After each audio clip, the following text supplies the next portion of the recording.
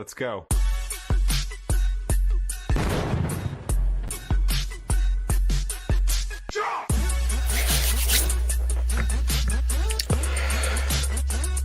Good morning.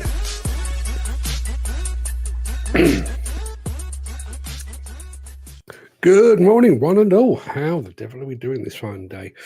I'm going to ask you that question again. How are you really doing this well? Are you really well? Are you happy? Worried? Sad? Bit down in the dumps? If you are, speak to us. You're among friends here. Whatever you're feeling right now, we've all been there. So please, feel free to share. No judgment here on the Breakfast Show. I'm feeling all mentally aware today, mental health aware today. So if you've got anything that you'd like to share, please fire away. No judgment whatsoever. That being said, I have judged the UK demolition industry's approach to social media this morning, and I've found them guilty on multiple counts of false representation. You can read all about that using the link that I'm just about to post in the chat. Let me do that as we speak. I'm going to say good morning to Footy, who's just joined us. Good morning, Mr. Williams. Thank you for being here. Go back a couple of stages on the stream deck, hit the link. That's the wrong one. My apologies, but it does give you a heads up on the question of the day for today. So have a look at that as well. The article in question is called "The Camera Never Lies," which frankly is a lie in itself, because the article then goes on to prove it. If you're a member of our WhatsApp group, no need to grab the link from the chat because you've already received it this morning. And I know Chris Ford has already very kindly commented on it. So thank you for that, Chris.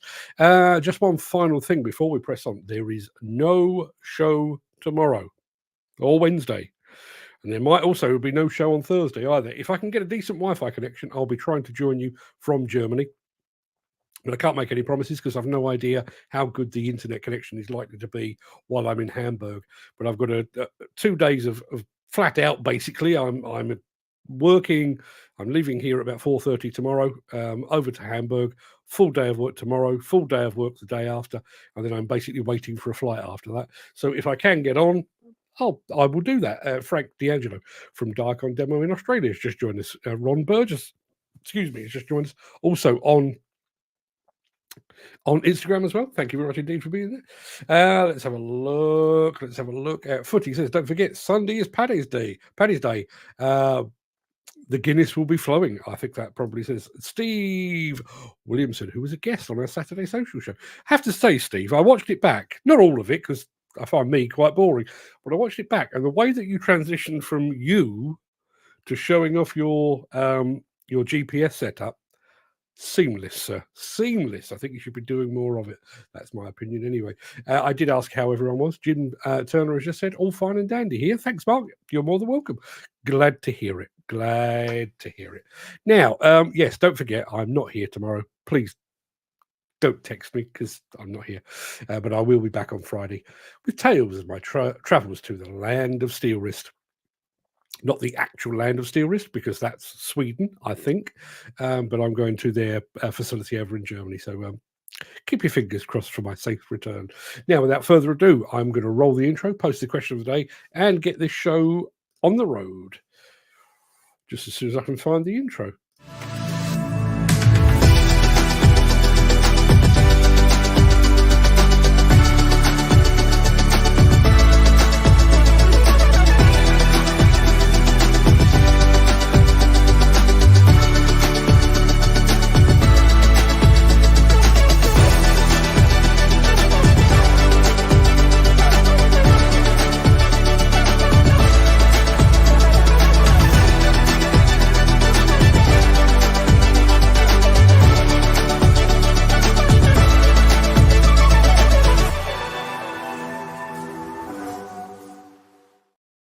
It is Monday, the 11th of March, 2024. Welcome to the Breakfast Show. I am your host, Mark Anthony. In today's show, we have a perfect power station blast for your delectation and delight.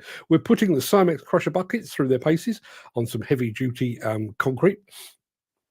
East Coast Demolition aims high, and the JCB Digger Girl gets a chilly reception. Plus, how Liebherr is conquering China. But before we get to all of that, there is the small matter of today's mystery machine. So let me bring up the appropriate animation, and I'll share with you what it is that you have to identify.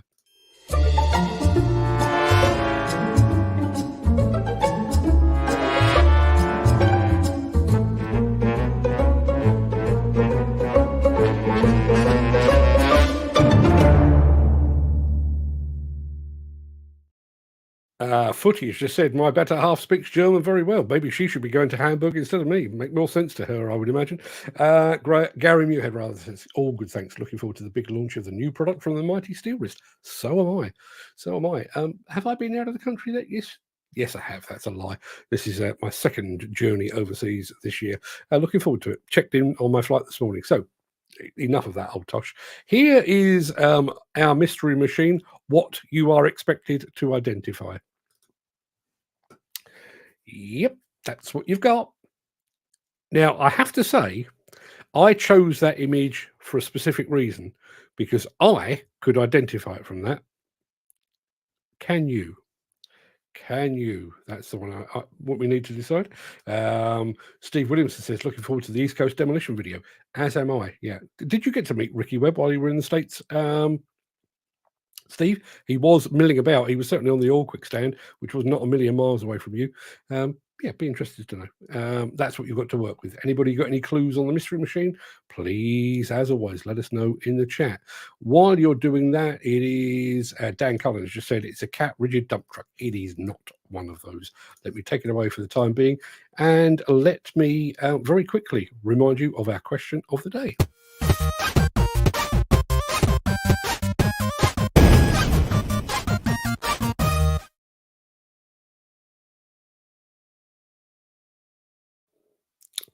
Yeah, I've just realised, I'm on the wrong screen setting, aren't I? Bear with me 1 second. Let me just try and do that a different way. That's better. I mean, not that I look better full screen, but it's better. Yes, our question of the day is precisely this. What would be the title of your autobiography? I realise that many of you are on the cusp of international stardom and fame. So assuming a major book publisher calls you up and offers you a huge advance to write your memoirs, what are you going to call it? Personally, I think the accidental live streamer probably works best for me, because frankly, this was never the plan, and I'll come back to that in just a moment with our friend Garrett over in the States. I might actually get around to writing my memoirs one of these days. But yes, please let me know what would you call your autobiography, should you choose to write one. Now, as I've already mentioned him once, there he is, a Wolfworld of 69. Your next question of the day should be, how did you find the Breakfast Show? Well, I've got an easy answer to that. I was here when it came up, but that's a whole other story. Because for me personally, it's an interesting story. I tell you what, I'm going to write that down. We will don't answer now. Don't answer now. We will come back to that on Friday. I will note that down, and we will all have a chat. I mean, I know there's several people here. Ken, who is not here this morning, as far as I can tell, and Gary Muirhead have been here basically since the whole thing started. But it would be interesting. I'd be interested to know how you actually stumbled across this farce that you're watching now. So yes, let us know in question of the day. What would you call your autobiography? And we'll come back to the other question from our friend Garrett on Friday. Until then, we do need to start the show. So let's get cracking.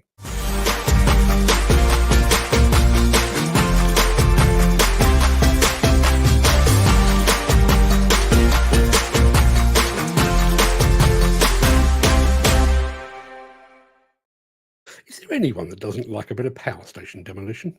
You get to see behind the scenes of a power station, plus you have the added excitement of some demolition too. So what better way to start what will be a very short week for the Breakfast Show than this?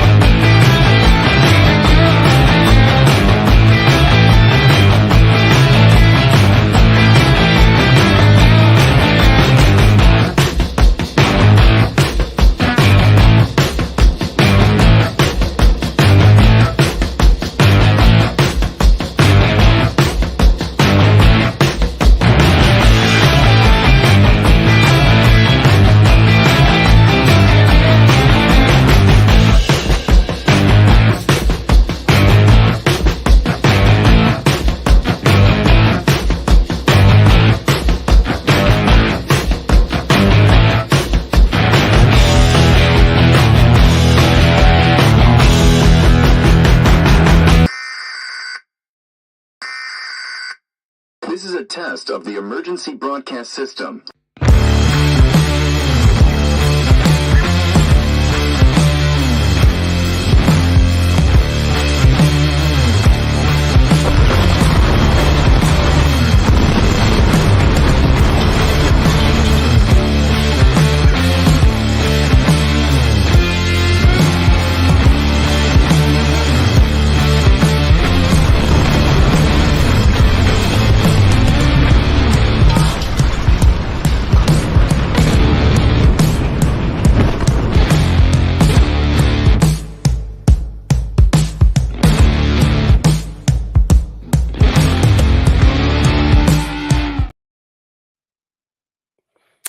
Sorry, I was too busy reading a comment from our friend Steve Williamson. I apologise, but what a film.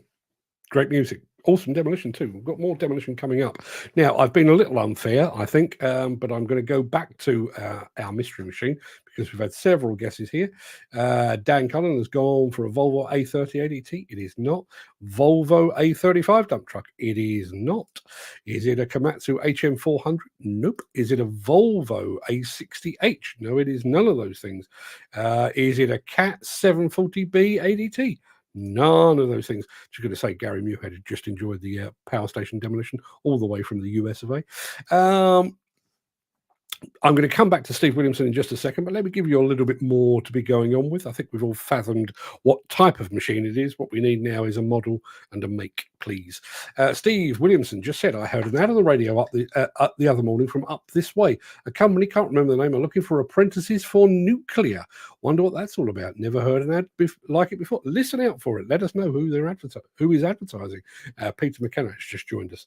Let me quickly press his button so he doesn't get upset. There we go. That's his button pressed. Not in the biblical sense, obviously.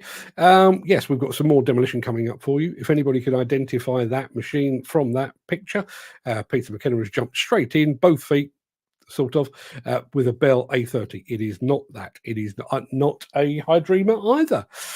A Bell B38. It is not. Nope, it's none of those things.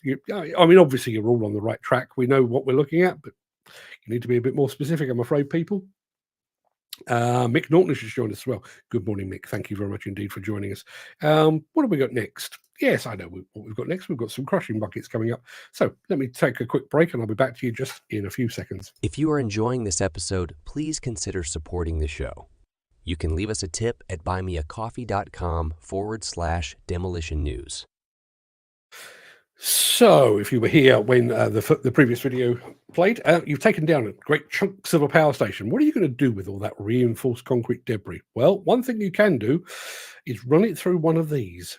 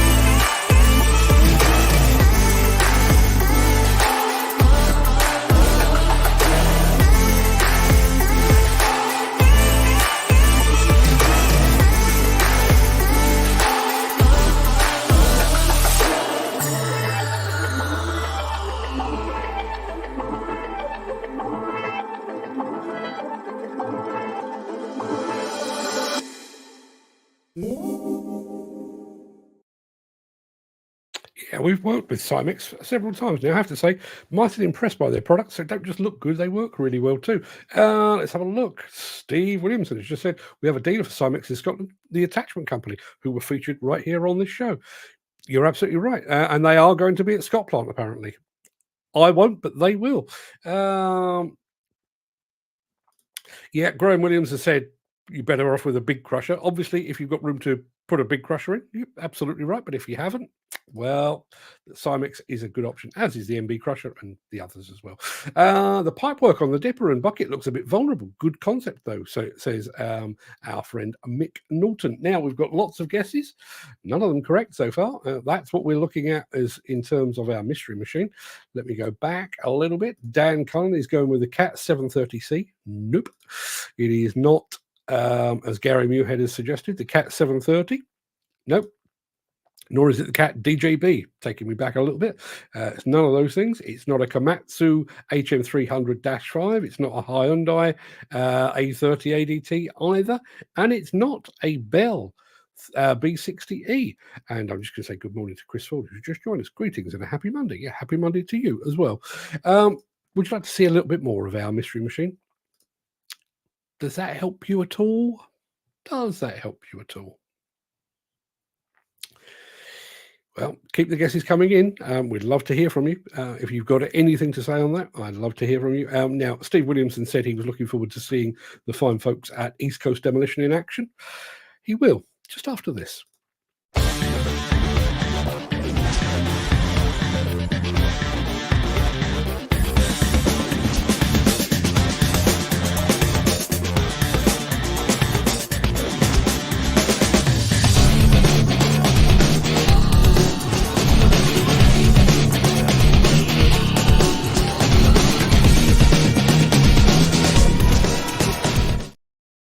Now, a couple of things that I need to address. Gary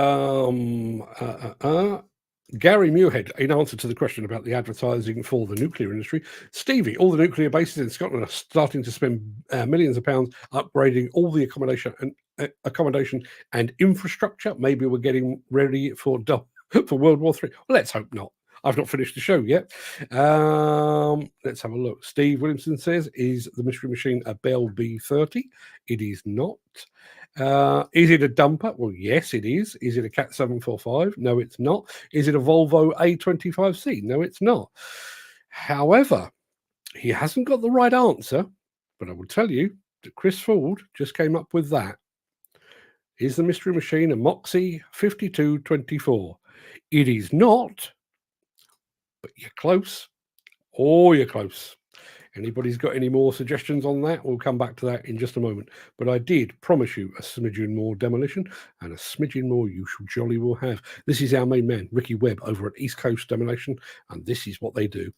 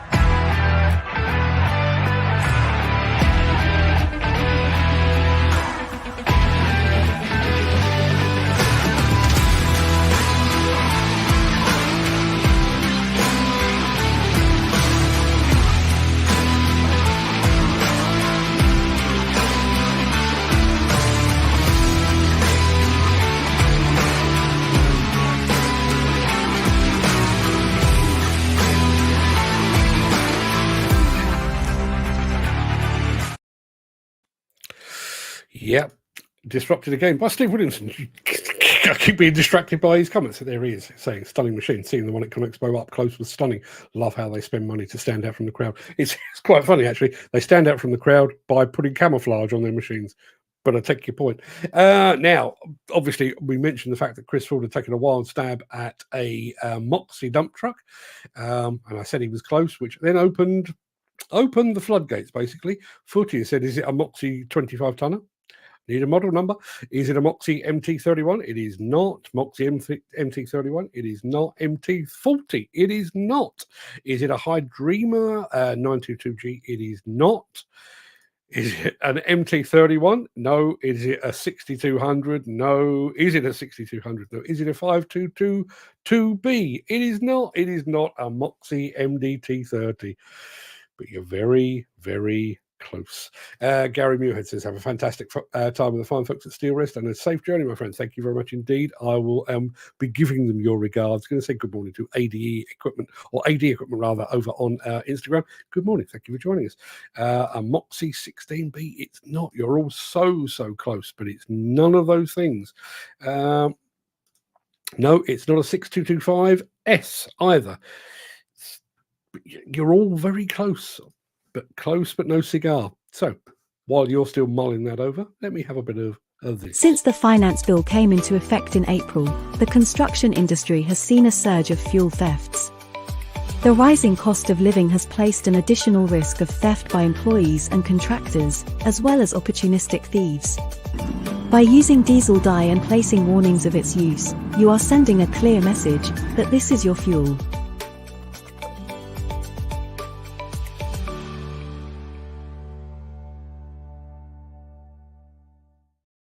I get the impression that this is I might be personally responsible for a downturn in productivity on UK demolition and construction sites, because I've got a funny feeling that there's a lot of people sat in their machines now busily typing away. I can tell you it is not what isn't it?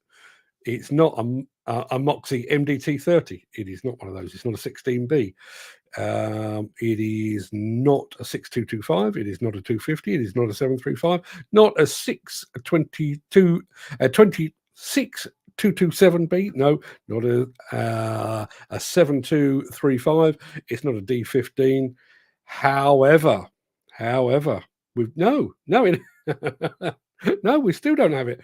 Footy is the closest yet, I'll tell you that, but he's not right. Gary Muirhead says it's a Poxy Moxie. It is, but that's not what it's called. I do need to know a model number. Let me give you a smidgen more. There you are. That's what you're working with. I think we all know what brand it is. I think we all know what machine it is. We just need a model number. And so far, nobody has got it. That one there is the closest yet, but that's not what it says on my little bit of paper that's sat in front of me. And it's also not what it says on the picture that I'm about to show you. So keep cracking on, would you people? And I apologize for interrupting your working day. So you all know the JCB Digger Girl by now, right? Well, it turns out she's a lady of many talents. We've featured here on this show operating machines like a veteran, and we've also featured her talking about them like a bona fide TV presenter. Well, it turns out she's also a certifiable lunatic, and she's also impervious to the cold. Happy swimming, everyone!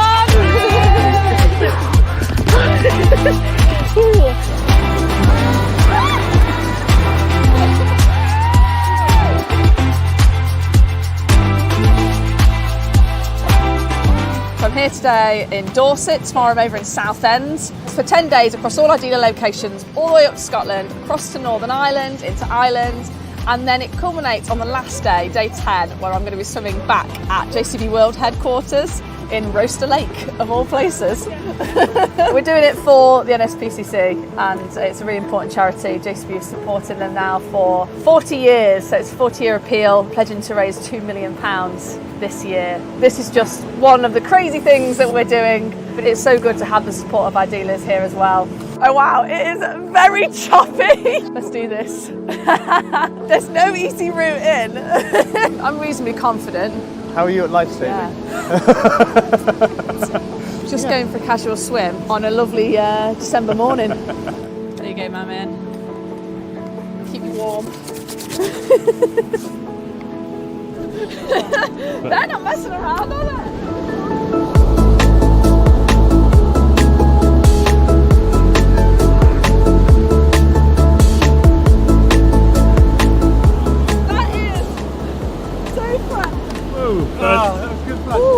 A wave would come and carry you in a little bit, like, brilliant, I'm getting in, and then it would start sucking you back again. So 2 in a row, and I thought if another one comes, I'm going to be in trouble. But no, spot on. Right, I'll give you a little call. Oh, thank you so much. You're shivering. You're shivering now. Look at that. As Holt JCB, we'll always try and be involved in anything that JCB do, specifically when it's charity organised. I think it's about 2 hours afterwards you realise that it was fun. During it, it's, you have to keep telling yourself it's good for you and you're doing things for a good cause. Great effort, well done. Yeah. Thank you for roping us in. Thanks for coming. If you could do something in the summer next time in the warm, we'd appreciate Next that time we'll too. do a 10-day sunbathing challenge. We're going for it today.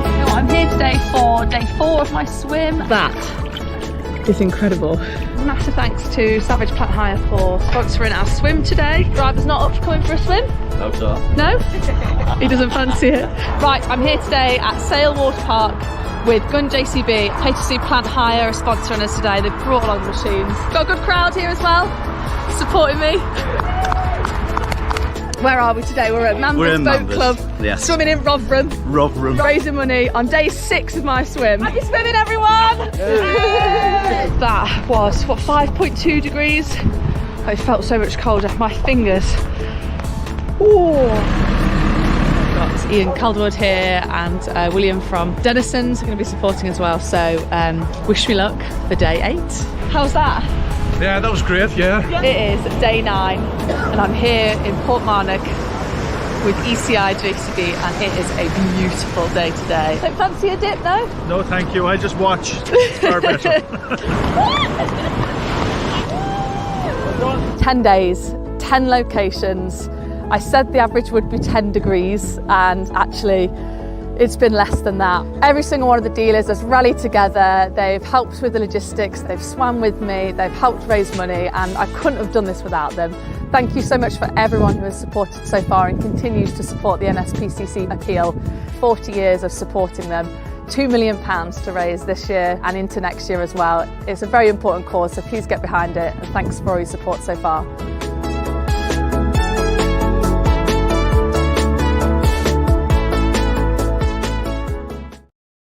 Yeah, top work, Georgina, and I take back all I said about you being a certifiable lunatic. An absolute top effort by you and by the dealers as well. So, just this. Hi, I'm Georgina Williams, aka JCB Digger Girl, and you're watching The Breakfast Show. Yes, we know, but well done again, Georgina. Now, small matter of our mystery machine, I can tell you, we have a double winner. We have a double winner. Let me go back a smidgen. We've got Graham Footy Williams saying it's an MT25. It is not. An MT25 from Dan Cullen. It is not. An MT27 from Gary Muirhead. It is not that either. Is it a D16? It's not. MT27, MT25. No, it's none of those things. None of those things. But at 10:26 a.m., 10:26, twice, in fact, both Peter McKenna and Chris Ford came up with the right answer. There we are. It is an MT26 from Peter, and it's an MT26 from Chris. And just to prove that I'm not making it up, Moxie, MT26, right there. That's what it was, and they got the goods. That mean, they win nothing for it, but there you are. Mick Norton's. Says, why do people swim in freezing water? To raise money for charity and because they're bonkers. Yes, apparently she has changed her social media name to Happy Digger or something like that. Chris Ford says, sod that for a game of soldiers. She earned every penny she raised. Yeah. And again, I mean, I think that's what pushes it over the line as far as charity is concerned. You know, if somebody said, I'm going to go and sit in the sunshine for a week and you can all pay me some money, you wouldn't bother. But if somebody actually goes and puts themselves through a bit of trauma, then maybe you're a bit more inclined to support it. So, yeah, as I say, well done to our friend Georgina. Peter McKenna says, a couple next door to us have a daily dip in the local river, no matter how cold it is outside. If you've been around for long enough, You will know that we had a guy on the show. We've had him on a couple of times, actually. Danny Kearney, based down in Worthing in West Sussex. And he goes swimming in the sea 365 days a year without fail. So, yes, there are. They walk among us, people. Mental, a lot of them. But fair play to Georgina once again. Now, let's have a bit of this.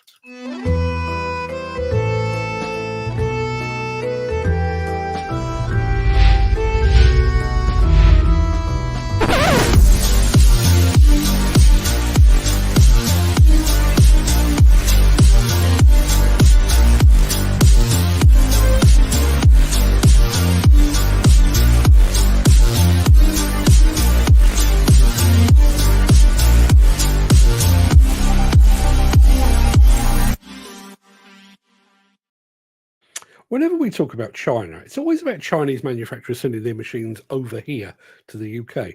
But the road linking China and Europe is very much a two-way street. So in addition to welcoming some of China's best here, we're also sending back some of our best as well.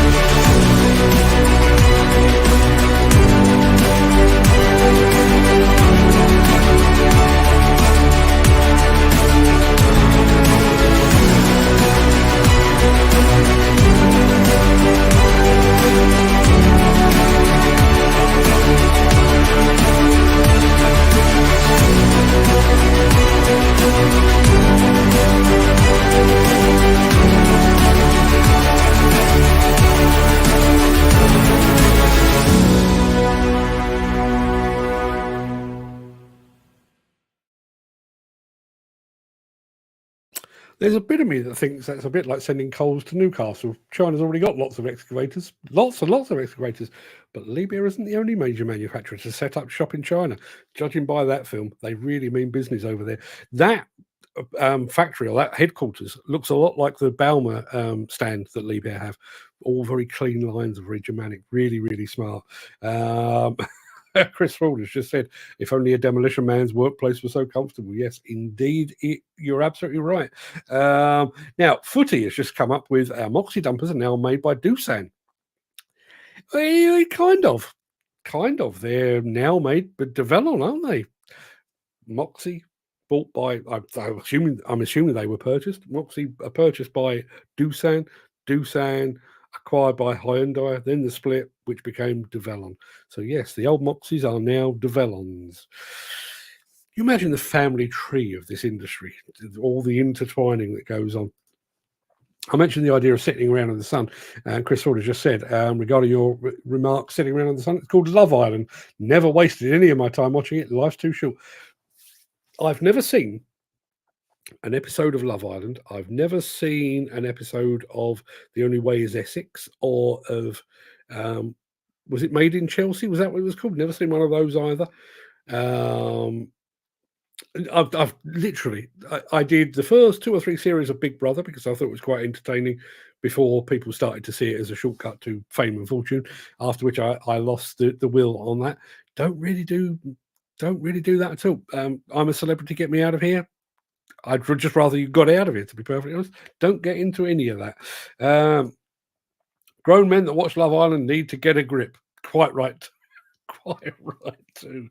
Yeah. Can you imagine being down the pub? I mean, I don't go to the pub because it wouldn't end well. But can you imagine going to the pub and you're all stood around and one of your friends says, "Oh, lads, did you see Love Island last night?" How long before you dropped him as a friend? No, I would. Right, people, that pretty much wraps up the main part of this morning's show. I am going to remind you very, very, very, very, very quickly, no show tomorrow because I'll be on a plane. No show tomorrow on Wednesday because I'll be in Germany. Hopefully, I'll be able to broadcast from Hamburg on Thursday. But I can't make any promises because I don't actually know what I've got to deal with in terms of internet connection. So I definitely will be back here on Friday, all things being equal, assuming that the French tractor strike doesn't extend to Hamburg and start taking over aircraft. So I am going to roll the outro in just a second before leaping gazelle-like over into the chat today. See what you're all saying, basically. If you can't stick around, please stay safe. Look after yourself, your family, your friends, and your colleagues. Hope to see you all again very soon. Thursday or just as likely Friday. But if you do have the time and the inclination, please do stick around because I will be back with the Craic immediately after this.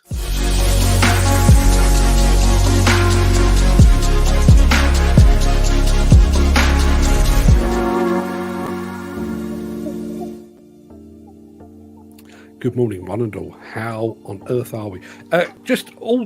Most of the people that are here were here on Saturday. Cracking show, people. Cracking show, people. Well done. Well done to all of you. And in particular to Steve Williamson, who, as I say, bearing in mind, he was driving a machine and he's talking to his phone, and then we started talking about GPS, and there, perfectly framed, was him in the foreground, GPS system in the background, gave us a guided tour with barely a break. Barely a break. Fantastic stuff.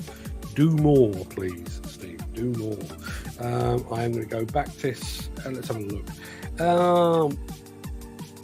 Steve actually says, by the way, has anyone seen Sharon Osbourne in Big Brother OMG? I haven't. My wife said she looks, what was the word my wife used? Freakish, I think. But no, I've not seen it. Now, I need to go back a stage. Steve Williamson said, grown men that watch Love Island need to get a grip. Jim Turner says they might be getting a grip already. I think I know where you're going with that. Jim Turner says, I clicked on to have the Craic on Saturday, but it said I needed Google Chrome to get on. You didn't. It was we broadcast using exactly the same system as we always do. And it was available on all the platforms, Instagram, LinkedIn, YouTube, Facebook. I feel like I miss it. Twitter, yeah, or X as it's now known. We were on all of them. But your presence was noted, and we'll expect a letter from your mother or something similar. Yes, I totally agree. Great coverage, Steve. Peter McKenna says, Doosan dropped the Moxie name in 2012. The company in New Zealand bought it. Thought to have bought the rights to use the Moxie branding and is producing them today. I need to go and find a Kiwi Moxie. I need to go and find one of those. Dan Cunt says, if someone said to me, you see Love Island, Big Brother, Only Way Is Essex and crap, I'd say goodbye.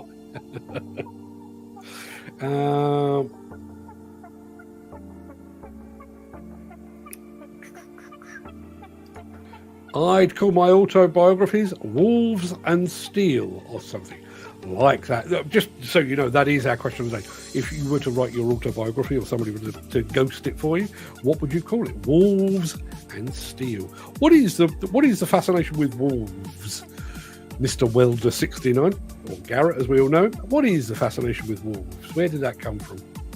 Don't have one as a pet or something ridiculous, do you? Like to know? Now, I am going to call out Mr. Cullen now. You know how this show starts at 10 o'clock every morning? Do you know when Dan first came online to the show? 8:58. An hour and 2 minutes before we were due to start.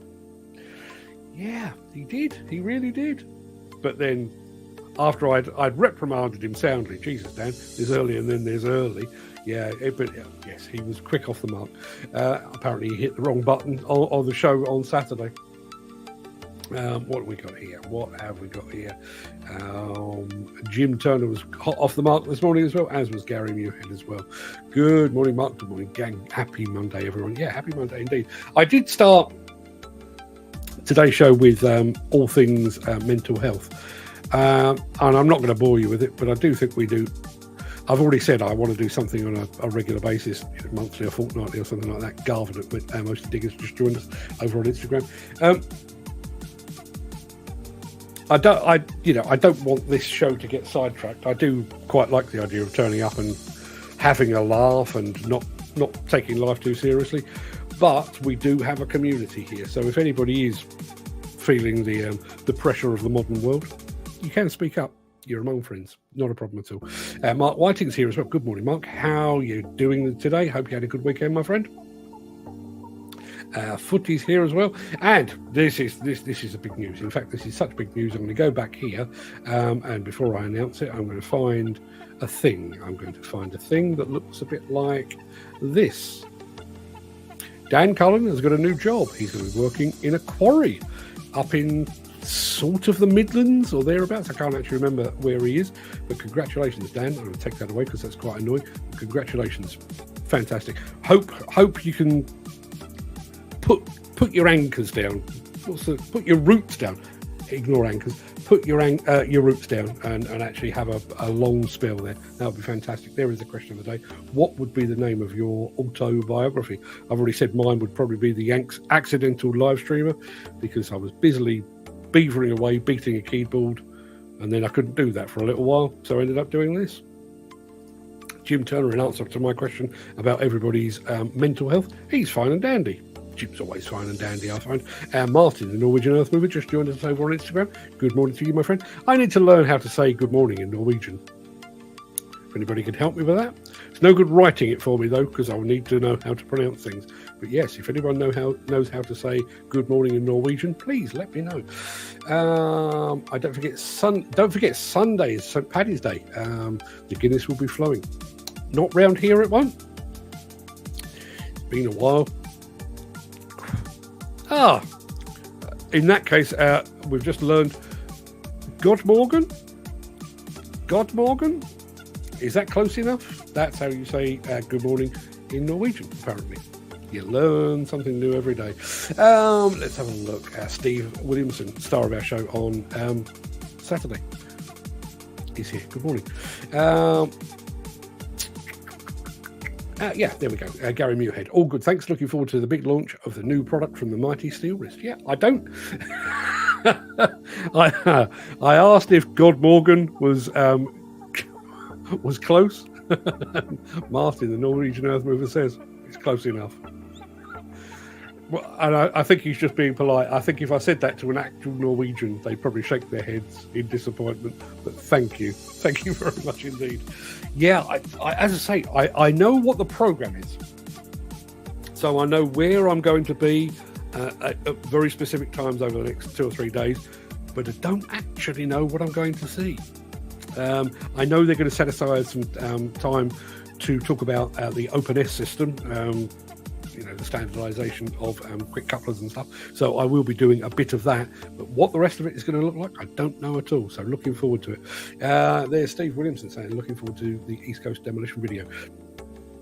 Steve was there, so he doesn't need me to tell this. The oil quick stand at Con Expo last time around was, there was one, well, there was a bunch of machines on the stand, but there was one big machine, a high reach from East Coast Demolition, or East Coast Abatement and Demolition, and Ricky Webb, the owner of the company, was standing by to talk about all those things. So I certainly got to meet him. I know Steve got to see the machine. Don't know if he got to meet Ricky. But Ricky's an absolute star. I was actually speaking to him on LinkedIn the other day because he's looking on with envious eyes at some of the stuff that AR Demolition are doing over here.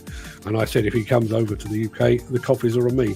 I'm not entirely sure that's enough of an incentive to get him on a plane, but if he does get over here, trust me, I will go and meet up with him, and we'll get him back on camera because he does know his onions, as they say. And there is, just to give you a bit of forewarning, that will be our question of the day for Friday. How did you find the Breakfast Show? Because for me personally, it's an interesting story. I'd love to know what the story is, but I'm not going to do it now. Were you searching for something a little saucier, a little spicier on the internet, and you happened upon this? Enough to put a man off for life, I would have thought. But yeah, I'd love to know how. I mean, obviously, because we already had an established audience for Demolition News and Diggers and Dozers, and we did publicise the fact that we were launching a show. So I would imagine that some people just, I'll have a look, see what these silly buggers are playing at. I'm sure there will be a bit of that. But if you didn't, was it recommended by a friend? Did you happen upon it by complete happenstance? Get ready with that for Friday, because I'd love to know how you actually came about finding the show. Loads and loads and loads of answers on our mystery machine, which as we now know was the Moxie MT26. Footy's autobiography is going to be the Big Footed Stomp. That doesn't sound like an autobiography, that sounds like a dance. That sounds like a dance move. The Big Footed Stomp by Fats Waller or something. I don't know. Footy says, love it when the chimney comes down, and the ring that fell off afterwards, that was our Sandow power station coming down. Was very, very good indeed. There's Steve talking about people advertising for the nuclear industry.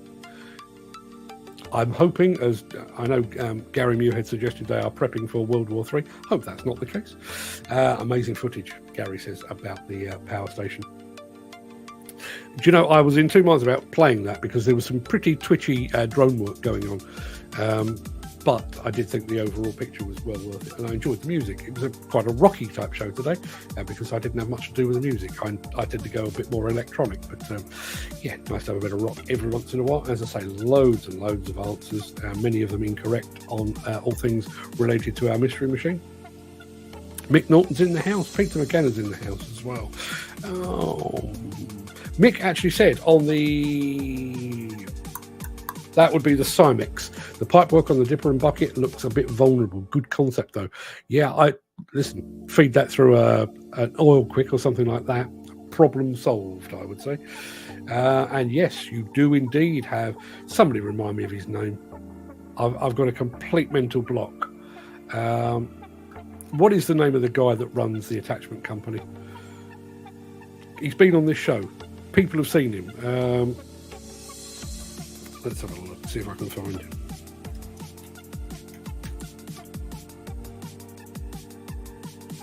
William Forrest, that's the fella. Couldn't remember his name for the life of me. I had a complete mental block there, but yes. William Forrest at the attachment company, and apparently, according to Steve, they are actually going to be demonstrating over at Scott Plant.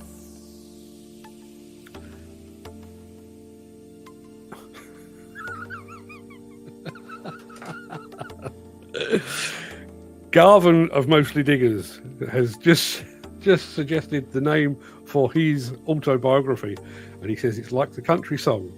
It's quite a long title for a book, but I do like it. At the gas station of love, I got the self-service pump. Well done, sir. Well done. Blue Cold Steel was just joining us over on Instagram as well. Good morning to you. I'm assuming it is morning where you are. They could do with being 6 inches wide or 6 foot wide. These glasses won't allow it. I do apologise. Let's have a look. Yes, and apparently the attachment company are going to be at Scott Plant. So if you go along to Scott Plant, go and say hello to William while you're there, or Laura, who is, I think, his fiance. Go and say hello to the pair and say I sent you, and give them your warmest regards. And if you happen to have a check about your person, give them one of those as well. Get yourself on the Simex track. Again, lots and lots of guesses on our mystery machine. There is Chris Ford. Greetings and a happy Monday. Like the band, happy Monday. Yeah, there's Steve Williamson, Stunning Machine. That's the machine from East Coast Demolition. Seeing the one at ComExpo up close was stunning. Love how they spend money to stand out from the crowd. Yeah, and as I say, I mean, I've mentioned this before with Ricky. I mean, he made a point. He recognised me. I didn't recognise him, which was always quite weird. But he recognised me, and he said that he watches the show, not for me, and I don't blame him for that, but he watches to keep an eye on what the European and the UK demolition industry is doing, because he's basically modelled his business, particularly his equipment fleet, very much on what we're doing here. Hence his adoption of the Oil Quick system. It seems like a strange thing to say, but when Oil Quick first pitched up here, I think we were somewhere between 5 and 10 years behind the Scandinavians to really recognise the benefits of the Oil Quick system. America is now like that with us. They're probably 5, maybe 10 years behind on the adoption of Oil Quick and Lenhoff and all of these systems. So people like Ricky are watching this show and other things as well to get a handle on exactly what is going on over here and what's good in the hood, as they say. Again, more and more answers. And yes, I have to say I'm looking forward to getting a few days with Steel Wrist. I've even dug out that. Gary, I'm sure you've probably got one of these, but it is like a tube scarf. I usually wear it. No, it smells okay. I normally wear it fishing, actually, but on this occasion, I'm going to wear it for best. I'm going to wear it with my Sunday best, just to prove that I'm a bit of a fan, and to make me easy to spot at the airport, hopefully. Again, loads and loads of answers on our mystery machine. Loads. I'm not going to dwell on that one. She's some talent. Yeah, absolutely. She really is. And I think JCB have either landed on their feet by having her in their midst, because she wasn't brought on to do social media. She worked in the company and started doing social media. And because she was doing social media, people then started to introduce her to the machines and how to operate them. Excuse me.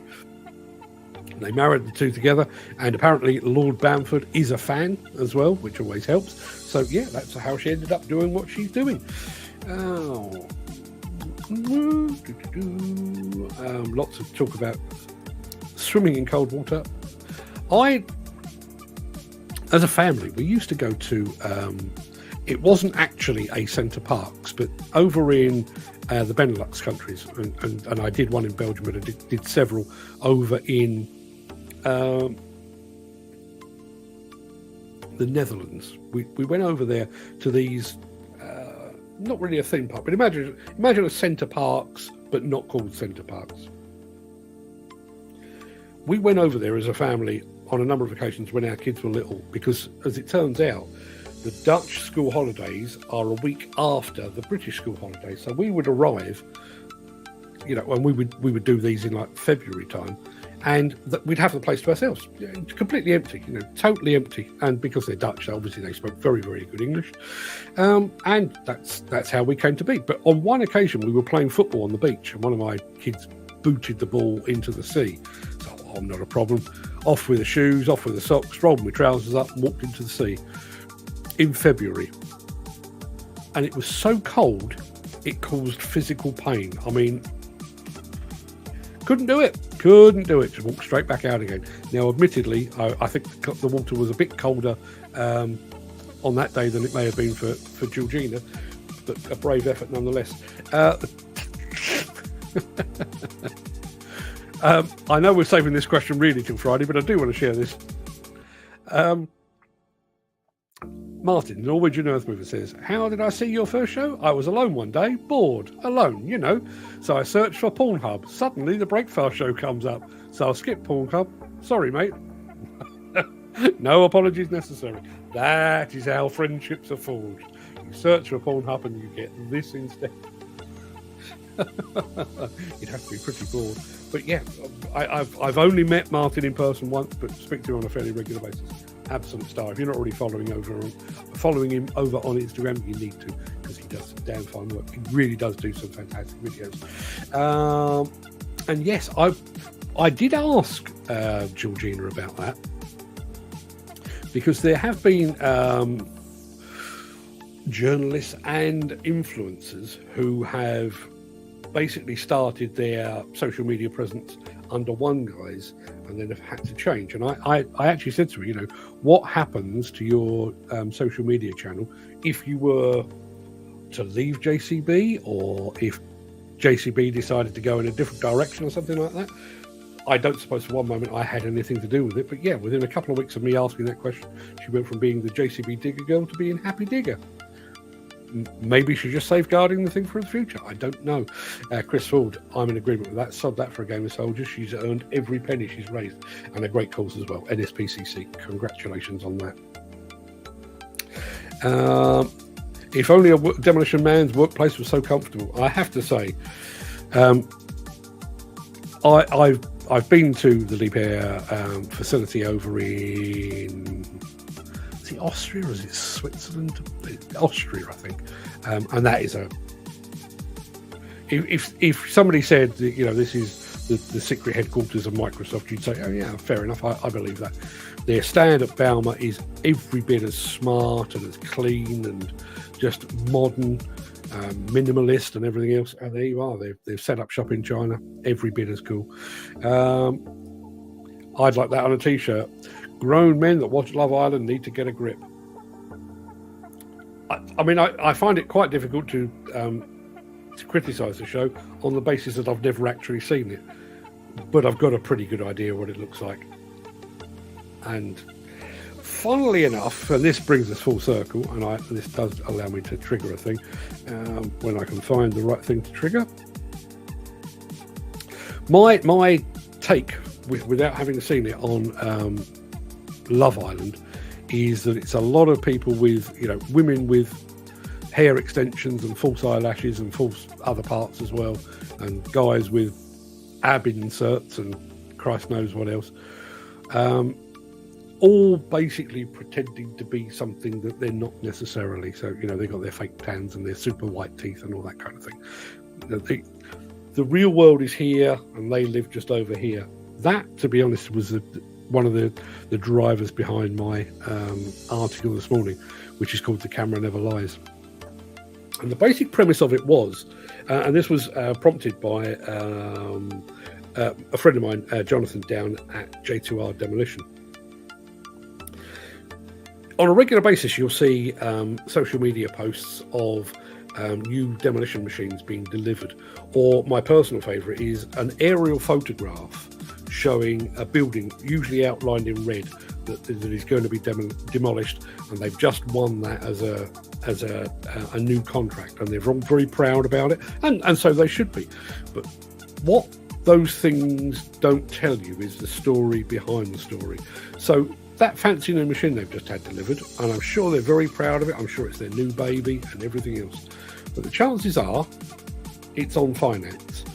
And yes, you're celebrating today the fact that you've got a shiny new machine, and I'm sure you are very proud, and you're rightly proud, but you are now looking down the barrel of 3 or 4 years of working primarily to make the payments on that machine, and on the operator that sits inside it, and on the fuel that it takes to run it, and on the insurance that you need to. So yes, celebrate for all you're worth, but let's not lose sight of what you're actually taking on. And even more so, I think, with the winning of a new contract award. Again, you know, it might make a major contribution to your coffers, it might be a real high profile, it might be a step up. You know, you might have specialised in, you know, 1 and 2 story buildings, and all of a sudden you've got a tower block to take down, and you are rightly proud of the fact that you've been given the opportunity. But how did you win it? Did you win it by lowballing the price, and are you now basically having to cut corners to make that work? You know, the schedules that you're working to, was that yours or was that the client's? You know, the money that you're going to make on that, was that how much it really needed, or is that what the client dictated? And when you get to meet the client, when you started work, are they now going to tell you that you need to do it for even less than you originally agreed to? The camera never lies, but it does. That's the article that's there. So go and take a look if you are that way inclined. By the way, says Steve Williamson, have you seen Sharon Osbourne in Big Brother? I haven't. Demolition Takedown has just joined us over on Instagram. good morning, good evening, good afternoon, wherever you are in the world. Let us know where you are in the world. I haven't seen Sharon Osbourne. Not a fan. I mean, obviously, Ozzy is a national treasure, and I think it's awfully sad that he's a bit of a shambling wreck of. But let's be honest. The very fact that Ozzy Osbourne is still with us in any way, shape, or form is frankly a miracle. Ozzy Osbourne and Keith Richards are a miracle of science. They should have been dead at least 30 years ago. Maybe they are. They just haven't got the message yet. But they are an absolute miracle. So love me a bit of Ozzy. Not so much of a fan of Sharon. Just saying. Chris Ford. As I'm going to be away Monday, I'm going to be away Tuesday, Wednesday, and quite possibly Thursday. Chris Ford might get some work done. You can thank me later. You're welcome, Chris.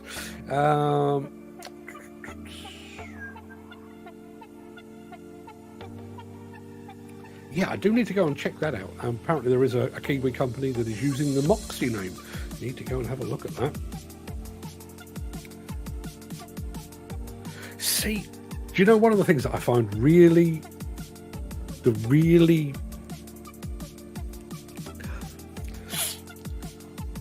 obviously we're Blaster Mehmet is watching us over on Instagram. Love your work, sir. Love your work. Yeah, one of the things I struggle with on this show is obviously you are commenting, but you've only got so many characters to do it in, and I don't always get the full story, and because you're doing it in a hurry, sometimes there's words are missing, and I'm an idiot and stuff like that. So I asked our friend Garrett why the connection or why the fascination with wolves, and he came back and says, I've always felt personally connected to them, or at least since 2017. What happened? What happened in 2017 to make you feel connected to wolves? Did you watch Wolverhampton Wanderers on the TV? Garrett, I'll tell you now, that's the name of a football team, soccer team here in the UK. I'm sure it wasn't that. Love to know. Let's have a look. Okay. Jim Turner says, not the show mark, the live link thingy. No idea why that would have been. That certainly shouldn't be the case. Peter McKenna says, wolves are beautiful creatures. They are. I have to say, I do very much enjoy looking at wolves, ideally in the wild. Don't want to see them in a zoo. Thank you very much.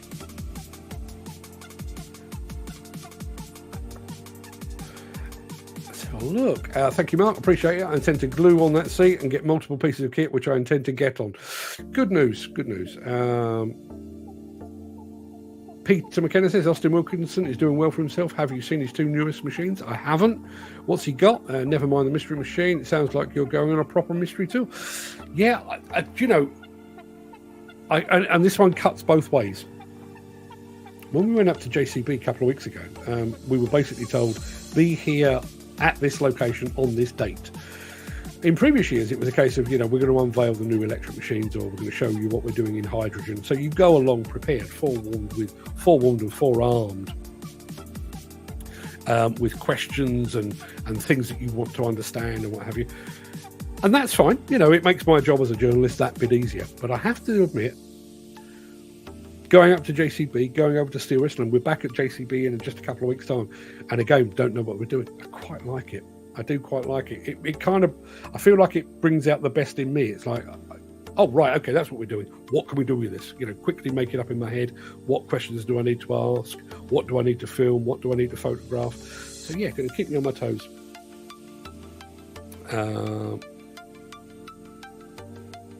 Peter McKenna says the title of his autobiography would be The One-Footed Wonder.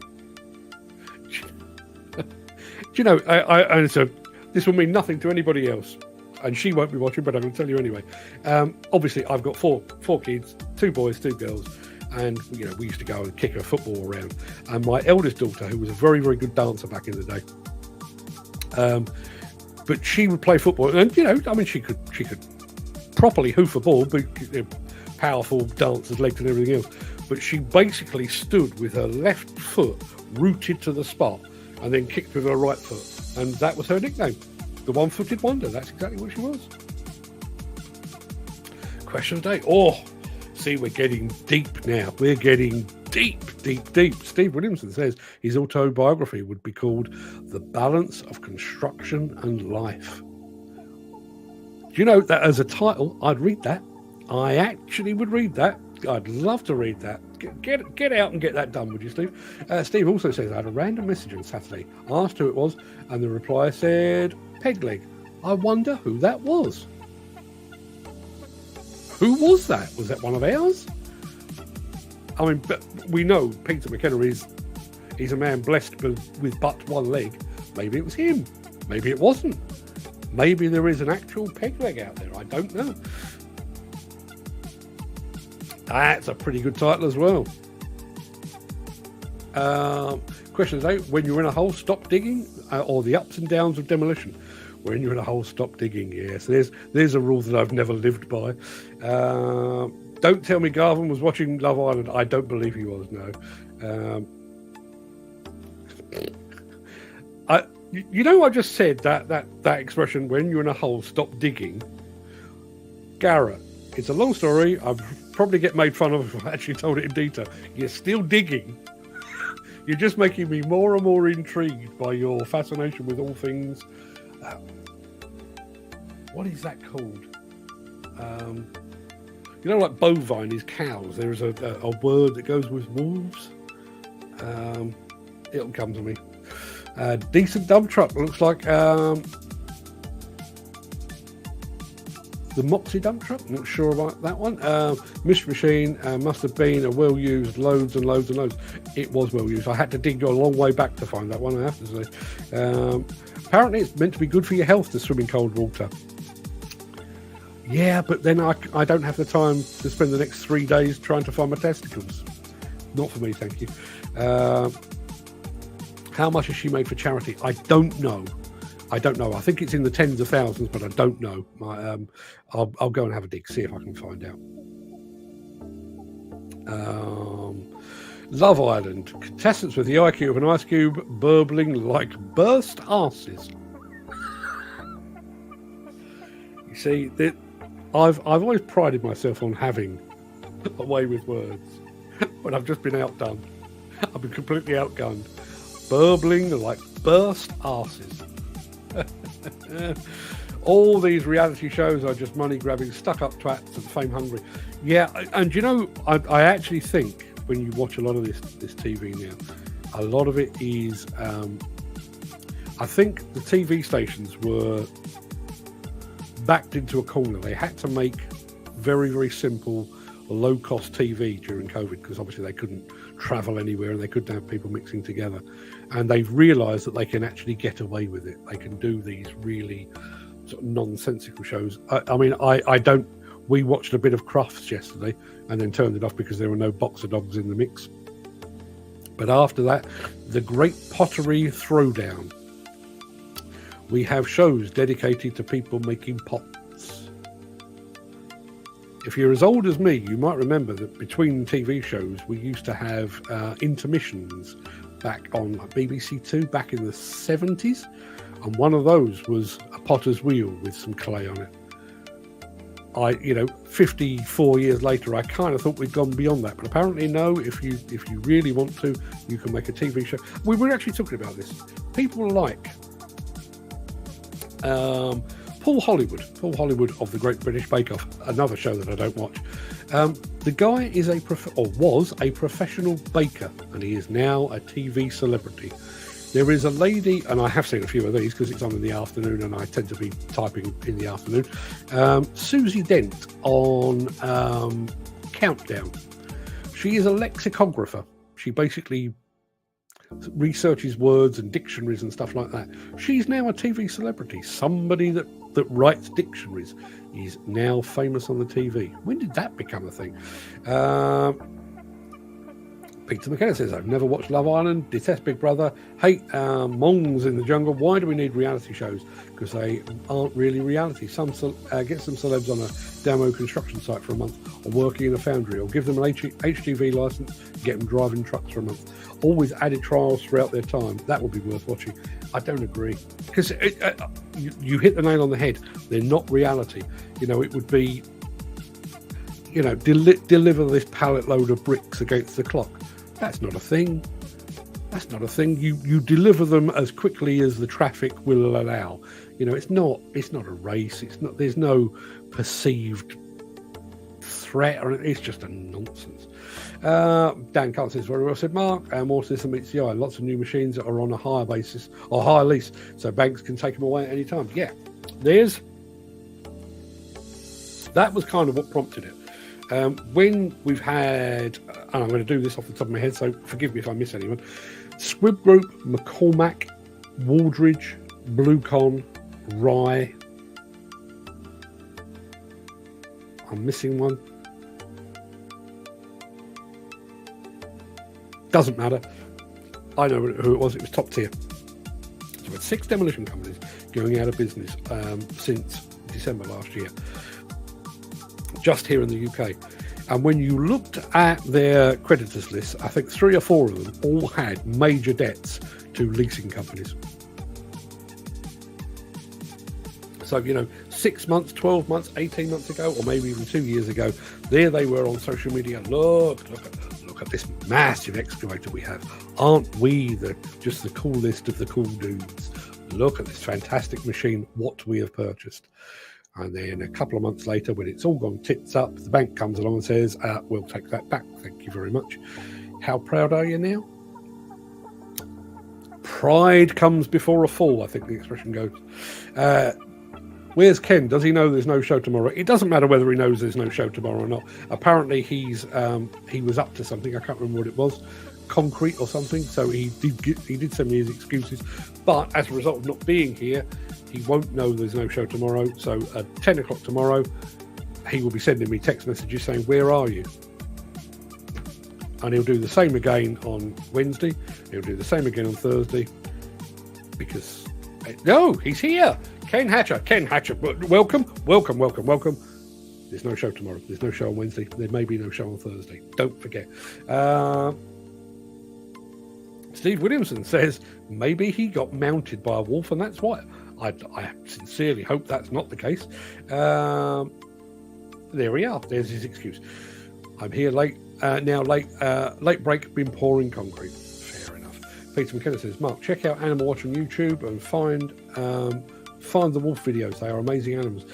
Yeah, I could do with a bit of a YouTube cleanser. Has anyone noticed? Well, I'm sure you all noticed. If you spend any time on any social media platform, but I do tend to find it specifically with YouTube. I tend to go off down kind of rabbit holes of, you know, there's something I want to research, whether it's related to work or related to personal life, or even if it's just going back looking at music that I haven't heard for a long time. And then the following day you go back to YouTube and everything is geared towards that. You know, here's a bunch of 80s music, or here's how to set up your camera for a live stream, or whatever it might be. And every once in a while I do need to go into my YouTube and cleanse, go and search for something a little more esoteric maybe. So maybe I'll go and have a look at some wolves.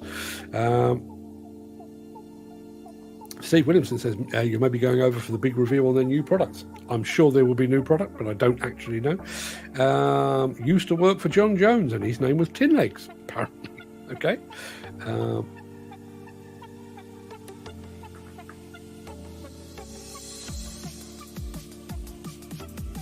Apparently it was Peter, and the spot the odd foot out picture was hilarious. I can only imagine. Question of the day. This is the life of a self-employed operator. Yes.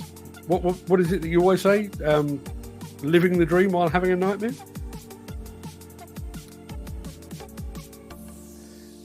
And I think we're talking about Love Island. I don't think we're talking about Sharon Osbourne. They want to shag everything on 2 legs on live TV. Don't we all? Just me? Fair enough. Gary Muirhead. Eat, sleep, dig, repeat. It's a good one. I'd read that as well. Look at Rockback. They look similar too. They do. Having said that, I mean, my personal belief is that the Volvo dump truck, or the ADT, is the one to beat. It is almost certainly the world market leader. I'm fairly sure that's the case. Personally, if I was spending my own pound notes, I'd either buy a Volvo or a Liebherr. but there's not much between them. You know, it's engine and cab at one end, skip at the other, bunch of wheels. They all look pretty much the same. Would be lovely to see somebody come out with an ADT that looked completely different. Love to see that. Ken Hatcher says, didn't know the show went on till midday. It gets longer by the day. It really does. Just so you know, and this has got nothing to do, you don't need to worry about this. I need to worry about this. And Ken Hatcher, I'm going to go on the same line. I remember when it was 20 minutes. Yeah, well, the first couple of shows actually were about 10. Behind the system that we're operating here, I have basically web space for 50 hours of broadcasting. When you hit the 50 hours, you can no longer store video. So what I tend to do is, or I used to broadcast for a month, maybe 2 months, and then go in and get rid of all the old episodes, because they're all over on YouTube anyway. I don't need them to be there. So, you know, as I say, when we first started, maybe 2 months, 3, sometimes even 4 months before I got close to the 50-hour limit. Now, that's less than a month. Less than a month. So on a monthly basis, I have to go in and clear out the archives because we're just racking up so many hours. Say hello to my adopted family at Steel Wrist, please. I will most certainly do that. Too many people like shiny new paintwork on machines. The thing is, they break down just as often as an old machine these days, and you can't fix them with the bag of scanners you use, spanners you used to carry. Yeah, and I do wonder if we are going to see some of that. I think when we are properly under pressure from an environmental and sustainability standpoint, I wonder if we will be so keen to buy new machines when things like the Reman program that the likes of Caterpillar do, you can get another life. Now, obviously, you're probably not going to do that on a mini excavator or a skid steer or something like that, but you know, a proper excavator, 25 tons and above, if you could get a second life out of that without having to invest in a new machine, you know, just get the whole thing overhauled, so you get to keep the machine, you don't expend any energy or materials in making a new machine. And I wonder if the manufacturers are prepared for that. Obviously, equipment manufacturers have spent the last 100 years making machines and piling them high in the hope that people would be buying them. I wonder if they're actually aware of the fact that there could be a new way of doing things. And I also wonder what it's going to do to the second-hand market and things like the auction market. One of the things that the Americans seem to be very, very, very good at is they will go to an auction to buy a machine, let's say a paver, because they've got a road job to do. They buy a paver, let's say it's $100,000. They use it for 6 months to do the road that they're doing, and then they chop it back into the auction, and guess what? They're likely to get about $100,000 for it. I wonder if we might see more of a move to that. Ken Hatcher's gone back to work. Ken, have a good day. Don't forget, not here tomorrow. Gary, should not be eat, sleep, steel wrist and repeat. Yes, I think it probably could be. Steve Williamson says it's heard it's 30k more for a Liebherr ADT than a Volvo dumper. That's a hell of a price differential, particularly when you're competing against what I believe is the market leader. Let's have a look. Have a safe and wonderful journey, Mark. Have a wonderful time. I'll do my best.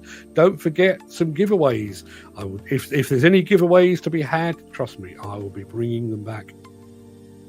And there's Dan Cullen saying, I know a guy buys kit from auction, sends to a garage, gets a full makeover and full recondition.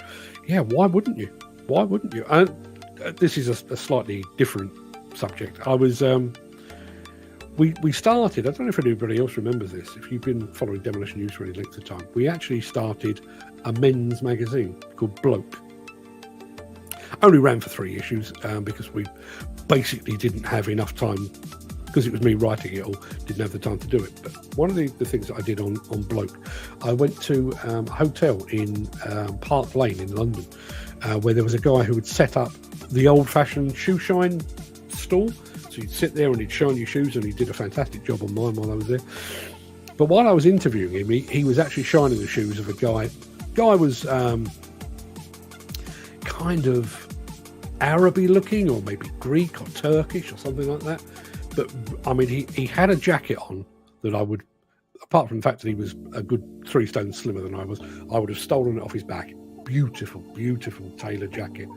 So, when he finished and he was paying for his shoe shine, I actually said to him, I love your jacket. And he said very quietly, don't tell anyone, but I got it from a charity shop for 10 quid. And then I paid my mate, who was a tailor, another 10 quid to tailor it to me. He was stood there looking at $1 million, Park Lane Hotel, in a jacket that cost him 20 quid. Do that on your cat excavator or your Liebherr dozer. Your quid's in. And I remember in the 1960s, an item of earth-moving equipment cost approximately £1,000 per ton weight. I wonder what that is in 2024. I dread to think. Funny enough, we were talking about house prices. My in-laws, who still live in their first and only house, they bought it from new for £6,000 sometime around about 1965, give or take. £6,000 in 1965. My first house was a 2 up, 2 down, not a million miles from where I'm sat now, and that was £60,000. So in the space of about 21 years, we'd added another zero on the price. My kids wanted to buy a 2-bedroom house around where I live now, pretty much close on £600,000. Yeah, every generation add a zero. So, with that being said, my grandson, or one of my grandsons, could be looking at a price tag of 6 million quid. No, 6 million quid. It's a long way off, and maybe the entire economy may crumble before then, but who knows? People, that is going to do us. As I say, I have memory space to worry about. 50 hours doesn't last a fortnight. Everybody, please go and have a fantastic day. I will keep you posted what's going on from Hamburg as I'm able to do so. I will check the Wi-Fi connection when I arrive tomorrow. Probably don't get to the hotel until tomorrow evening, but I'll check to see exactly what speed I've got and to see whether I can actually broadcast a show from there. If I can, I will do that on Thursday, but if not, I'll be back on Friday to tell you all what I've seen. Mick Norton says, my grandparents bought their terrace house in Caerphilly in 1907 for £225. You wouldn't get the front door for that now. You actually wouldn't. More or less. Everybody, please go and have a fantastic day. We've got plenty to talk about when we come back Thursday or Friday. Until then, everybody have a fantastic day. Have a fantastic week. And if you're on the WhatsApp group and Ken Hatcher pops up tomorrow and says, "Is there a show today?" please feel free to shout at him loudly. Have a great day, guys. Stay safe. See you all Thursday or Friday. And that's how I'm going to end. See you all Thursday or Friday. Everybody have a fantastic day. Enjoy your week.